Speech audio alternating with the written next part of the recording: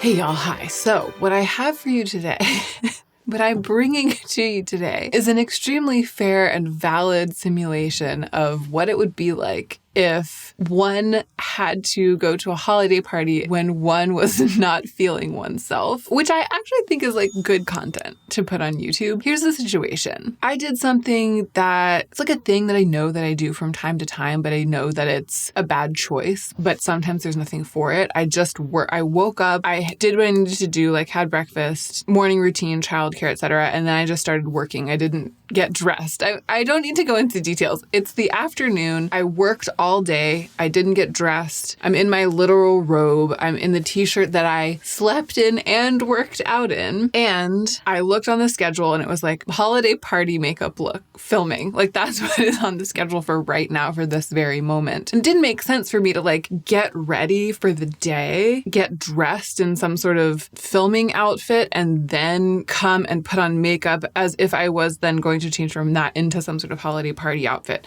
Makes a lot more sense to just simulate getting ready for a holiday party from here because I know that people are having to do that and I don't feel like doing it. I don't feel like putting on makeup. I don't feel like putting on holiday makeup from here. So it's like, what would I do if I needed to get it together, be festive, but still do the minimum and also show up and give that vibe? Here's what I like to do in situations like this. Give that vibe that's like holiday party rat. You know, like holiday party gremlin, just rolled out of bed and stuck a red lipstick on it, and it's kind of hot. How does one do that? That's what we're going to be discovering together today. Let's go ahead and get into the meat of the video.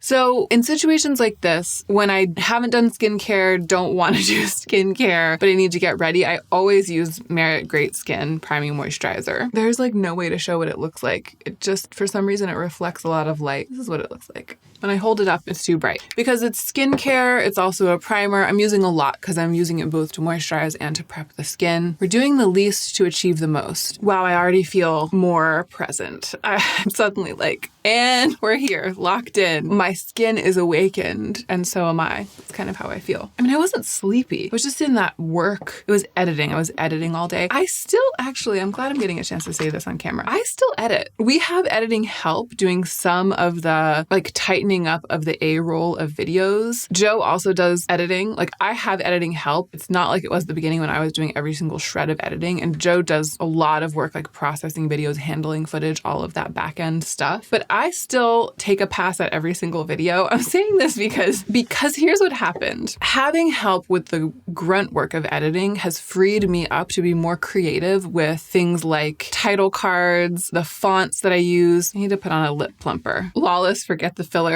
I was watching Hope Mess Tom's version of New Makeup Hot Takes, which is called Critical Sass, and they did a real takedown of bees who use forget the filler every day, which is me right now. I was watching and I was like, Tom. Shh.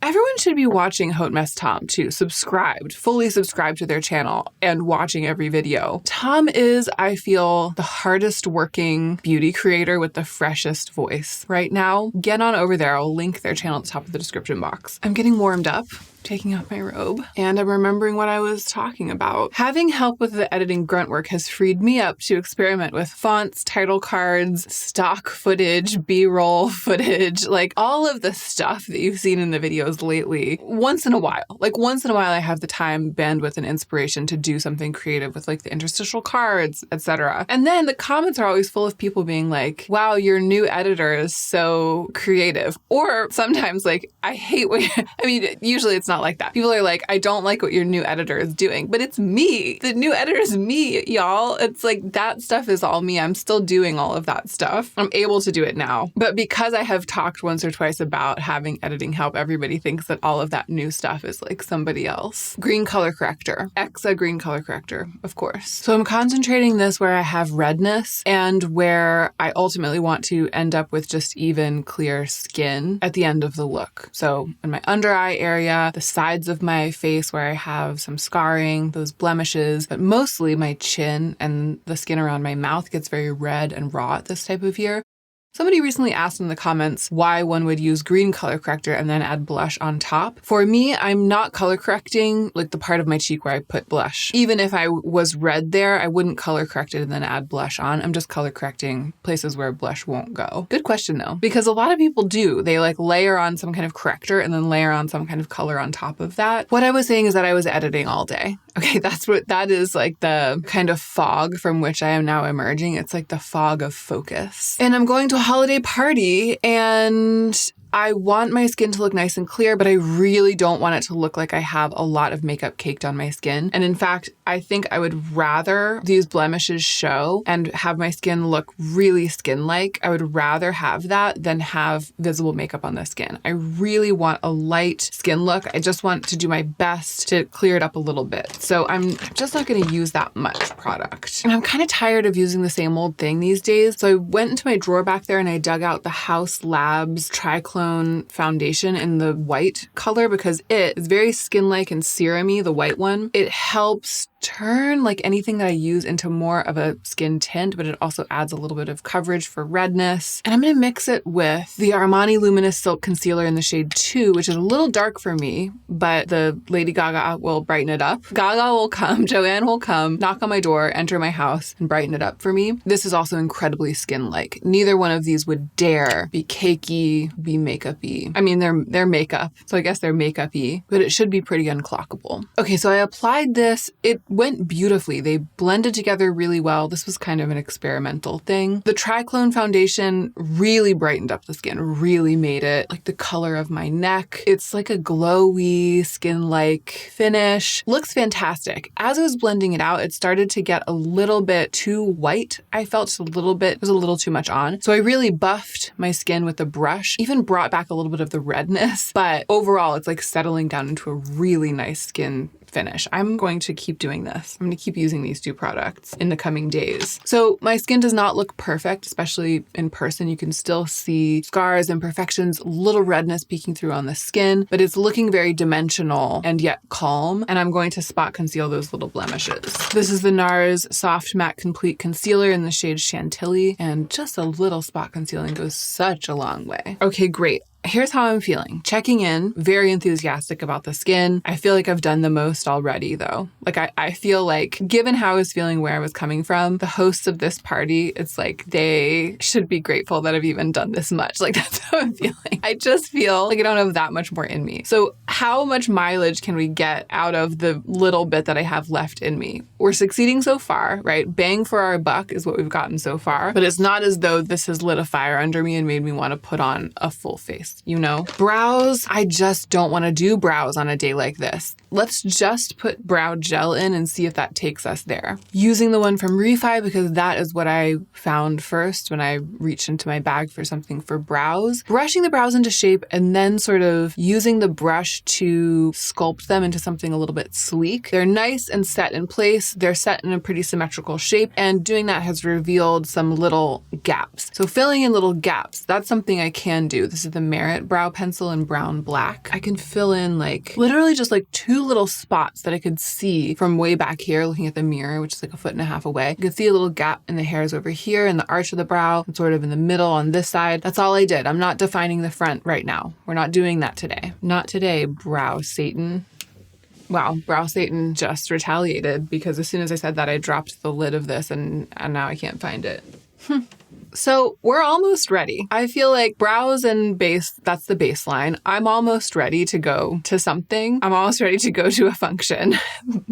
I know I want to wear a red lipstick because it will distract from everything else that I don't do. Like, for example, if I don't get that dressed up, if I don't put on bigger earrings, if I don't wear anything on my eyes, including mascara. So let's find a red lipstick.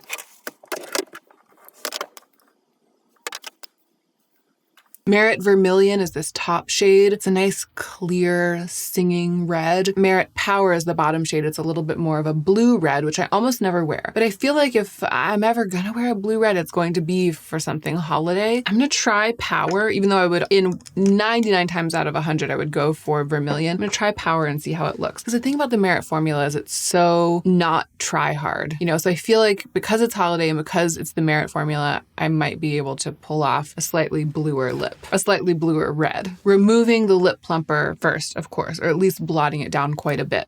At times like this, what one needs is a lip brush. It might seem fussy to take the time to dig out a little brush. I took the time and found this little 209 brush from BK Beauty, but taking the time to do that meant that applying the lip was so much less fussy, and I got so much better of a result in a shorter amount of time than I would have if I had tried to do it with just the bullet and my fingers. So it's totally worth it. Blurring the edges, overlining quite a lot on both the top and the bottom, I ended up with this kind of popsicle stain look. It's partly the color, right? It's leaning a little bit raspberry on me, which I don't love. I don't love a raspberry lip color on me, but I don't feel like I have time to wipe it off and start again. I'm going to mix in a little bit of vermilion. Yeah, it's going to get blotted down over the course of the hypothetical evening anyway. I mix them together and now I'm going to blot a little, especially around the edges, trying to press that overlined area, press the product kind of into my skin even more. That looks very impactful, but also very natural. Very holiday, really looks like I did a lot. I feel like I need to do something more to balance it out, but I still don't want to put on more makeup. So I'm going to try yet another tactic, which is accessorizing.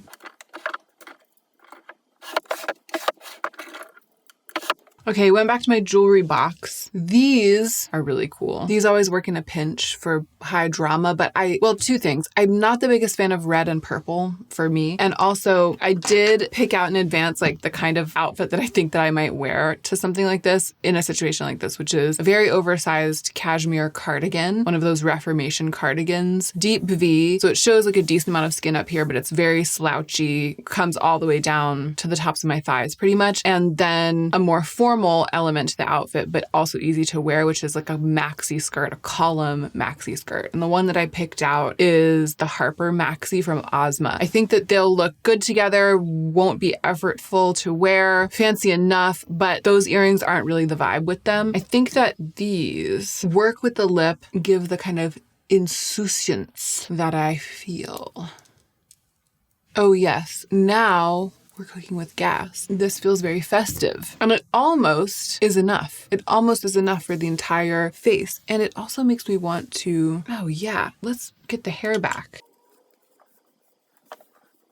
Okay, and I'm also going to put the outfit on at this point, I feel, and check in. You can see the sweater, but it's really not possible to show off this skirt here in this part of the studio. I'll take a picture or a video or something when I get downstairs and show you. I'm really feeling like I could go like this. No one's going to say anything. In fact, not like anyone would say anything. No one's going to think like, where's the rest of her makeup? I do think that, yeah, the lip makes the bareness of the eyes and cheeks feel editorial. Because I'm here before you, I'm going to add a finishing touch. If I was really down in the dumps and had gotten all the way through my makeup and I was still like, I can't, I would just go like this. And I think that this is great. But I've gotten all the way through my makeup and I'm like, I do have a little bit more bandwidth to do a little bit more. And the thing that is really going to bring it all alive is some highlight on the brow bone and cheeks. This is the Surratt Torch Lumiere in Diamante. I didn't put on very much, just a little swipe right underneath the arch of each brow, a little swipe on each cheek and a tiny bit on the nose, just enough to make it clear that this is all on purpose, that the blankness of the face is about clear, clean, glowy skin, intentionally clear of other color cosmetics and glowy, punctuated by the red lip. It just adds that bit of gloss right there. Like, look at that. That makes it feel like the whole thing is a look rather than just a lip. And that's it. I really got myself together to the point where I feel like I could go to a holiday party now. Even though this was just a thought experiment, even though this was just to create the video, I feel like if a holiday party knocked on the door, I would be like, come in, I'm ready for you. So it really worked. And I love the look. I love that it's interesting. We're always after that effortless, not all of us necessarily. I do feel like effortlessness, a little bit of insouciance, a little bit of mussiness is part of the look I'm going for much of the time. It's not just that starting from a place of grumble cakes makes it more accessible. That mussiness and insouciance in the finished look makes it more likely that it'll shine through. It's helpful for future occasions on which I might be starting from a more energetic place and have more time. And in those cases, the risk is like going overboard and doing too much and then losing that ineffable flavor of casual ease cues that I like to have. It's helpful to go through it like this and kind of remember how little you actually have to do to get there. And also to remember that doing things like a little bit of makeup and then adding the clothes and accessories so that you can modulate as you go forward from there with the rest of the makeup. That's a really good trick as well. I feel like I learned from this experiment, and I hope that you did too or enjoyed your time here. Thank you so much for being here and watching. And don't forget to take extra good care of yourself so that you can be the most effective version of yourself as you do your work in the world.